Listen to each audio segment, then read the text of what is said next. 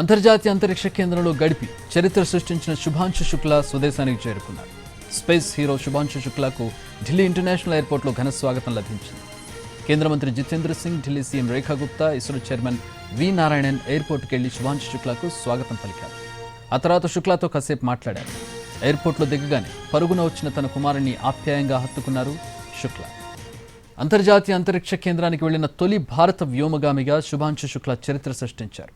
తెల్లవారుజామున ఢిల్లీ చేరుకున్న శుభాంశు శుక్లా ఇవాళ ప్రధాని మోదీతో సమావేశం కానున్నారు.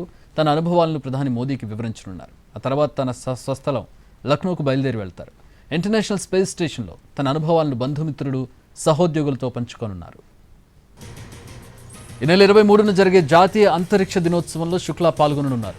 అక్టోబర్లో మొదలయ్యే గగన్యాన్ మిషన్ శిక్షణలో పాల్గొంటారు. 2027లో ఇస్రో మానవ సహిత అంతరిక్ష ప్రయోగం గగన్యాన్ నిర్వహించనుంది. యాక్సియం 4 మిషన్ శిక్షణలో భాగంగా శుక్లా గతేడాది అమెరికాకు వెళ్లారు. ఫ్లోరిడా నుంచి జూన్ 25న నింగిలోకి దూసుకెళ్లింది యాక్సియం 4 మిషన్లోని 4 వ్యోమగాములు శుభాంశు శుక్లా ఒకరు.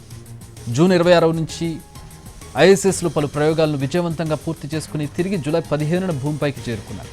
రోదసిలో మొత్తం 18 రోజులు గడిపి మానవాళికి ప్రయోజనం కలిగించే పలు ప్రయోగాలను నిర్వహించారు. జూలై 15న భూమికి చేరుకున్న తర్వాత వ్యోమగాములను క్వారంటైన్కు తరలించారు.